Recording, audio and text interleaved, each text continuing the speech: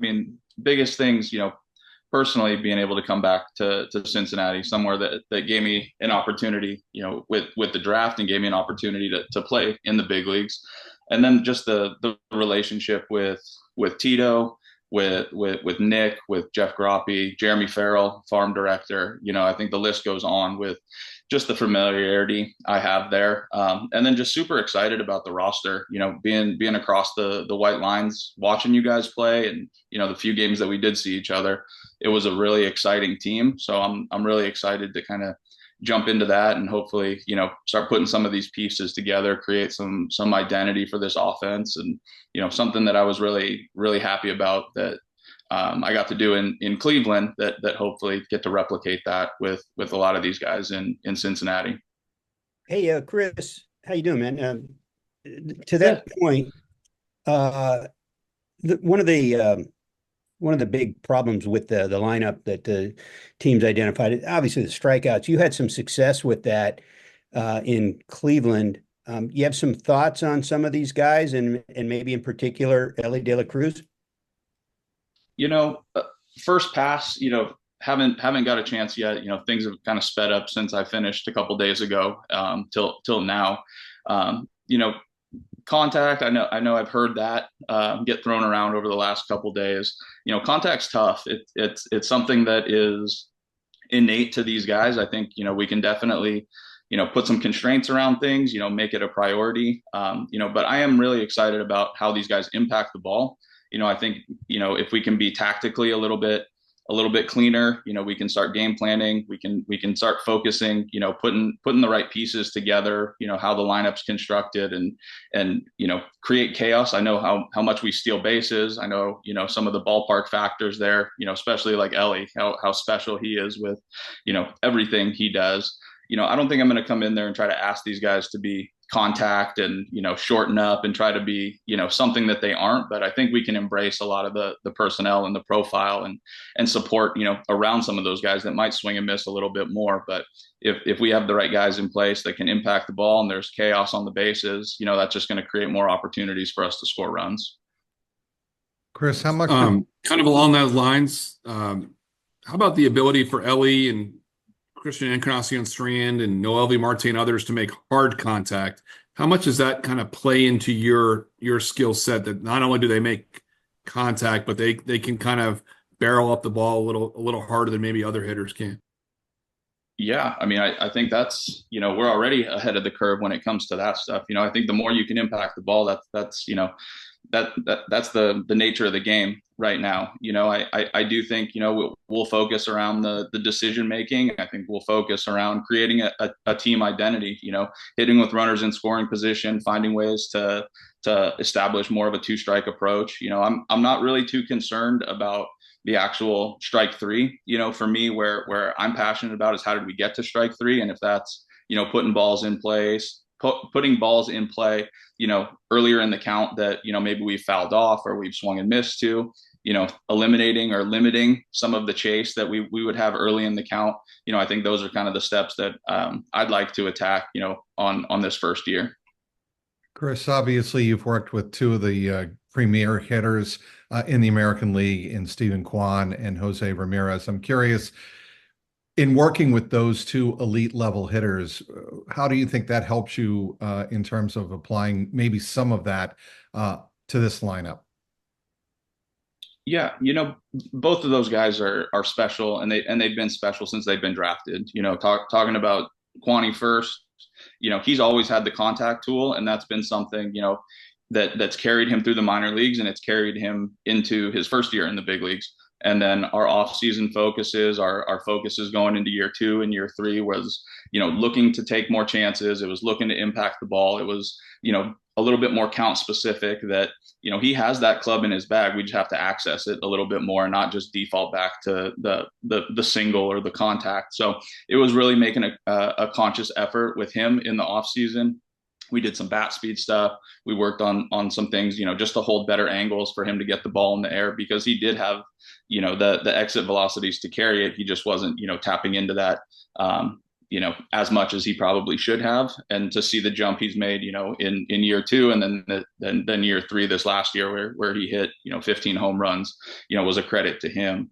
And then Jose, I got to inherit a great, a Hall of Famer. So, a lot of my work with him was more on the mental side, I guess, where he didn't have to carry the whole load. He's such a special guy, and these guys that are such elite players and know what they do. It was not him having to wear the burden of, driving every run in when there was an opportunity. The way he runs the bases, much like Ellie, it's taking your walks. That's as dangerous as you trying to put the ball in play. If they're going to try to pitch around you, you got to be smart. You got to know those situations that, you get on first base, that's a double, that's a triple. So, that was more of my talk with Jose, and just leaning into the things that he does well. And, of 3 years with being him, I've been really proud just to see how much he's led these guys. And, when your best player is running the bases like he is, and I know that's a hallmark of playing under Tito, that, if he's going to play the game the right way, I think, that establishes the culture for the other 12 guys that are on the roster. Speaking of Tito, you mentioned the relationship with him. Did you have much of a relationship with him, or any relationship with him before joining the Cleveland organization? And what is that working relationship like? Yeah, not anything, that was anything other than, the respect of knowing who Terry Francona was and waving to him across the dugout. And then when he gave me the opportunity to lead for the first time, being the head guy in Cleveland, I think we were aligned from day one. I think he trusted the work that I was doing in the cage. As much as I'm a hitting coach, I feel like I'm a baseball coach as well. So when we do our advanced meetings, when we talk about, how we're going to attack a pitcher, how we're going to attack a team, it does go into the base running. It does go into how we create pressure, how we create more opportunities for ourselves to drive in those runs. So I think from day one, the relationship with Tito, I think he liked what he was hearing, 3 years ago with that, 4 years ago when he did hire me, and then, just staying in touch with him. And then when this opportunity came up, I think it felt right. And we're really excited to get started here. Chris, what were you surprised when Tito took this job? And what kind of differences do you see from him at the end of last year to where he is now? I mean, I told him he was a sandbagger, number one, but we were talking, and he was keeping it pretty tight to the vest. If he was going to get back into managing, and then when he did, I wasn't surprised that it's with the Reds and with such a historic organization and a place that he has history with. I think he's excited. I think with him being healthy and ready to coach and be the Tito that we all know he can be and has been. I think that's really exciting for these guys to get to see that version of him, and he's going to be out there hitting his fungo and working and doing those things. So, I'm super pumped for him. He seems like he's in the best spot I've seen him in 4 years. So I think that's only going to, speak to what he's going to do in the next couple years he's here. Chris, can you describe your director of hitting role and how much you're going to be overseeing minor league philosophy, big picture, that type of stuff in that role?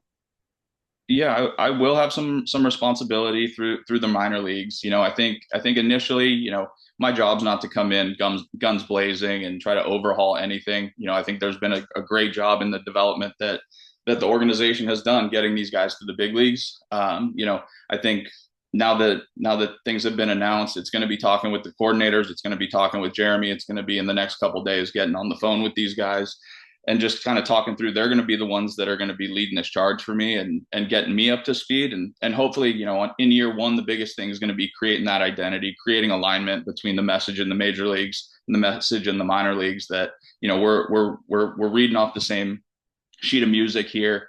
We're going to work towards the same game planning, techniques, just for things when these guys do make that transition to the major leagues, that, it's seamless. These guys aren't going to be drinking out of the fire hose. It's tough enough for guys to make a major league debut and then everything is new or everything is different. So I think that's something that, I really want to take pride in this year one, is just creating that seamless transition for these guys in AAA, AA, or wherever they come up to impact the major league team. From an external perspective, it seemed like Cleveland was known for their contact, and then this year some more power, definitely. Where's your overall philosophy aligned in that?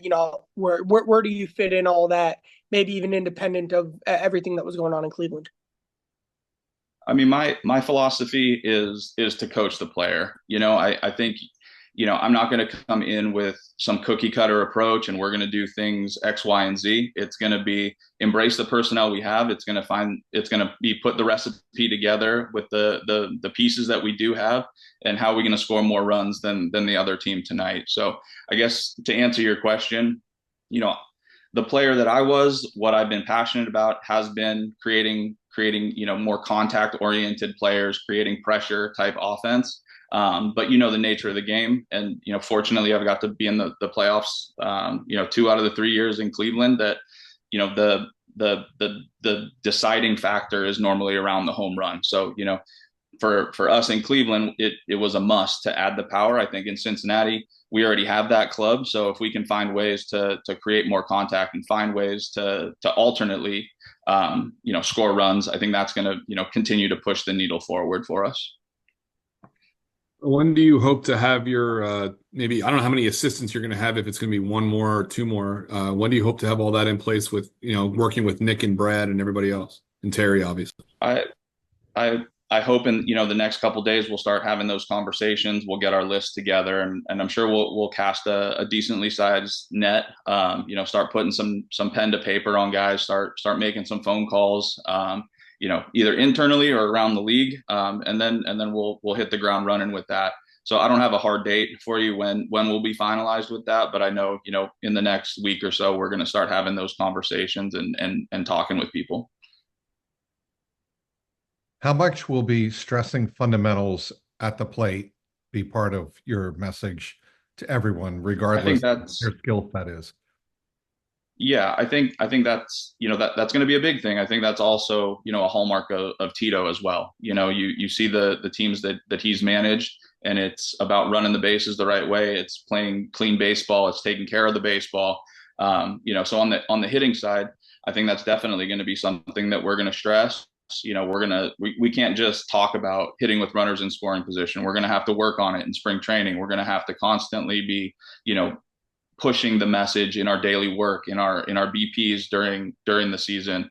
2-strike approach. Again, I go back to being the baseball coach. It's going to be about running the bases too. We got to fight for second base. We got to give ourselves opportunities to drive those runs in. We have the pieces here. I think the more we can just lean into having that 9-on-1 mentality as a group every night, I think we'll be in a really special place.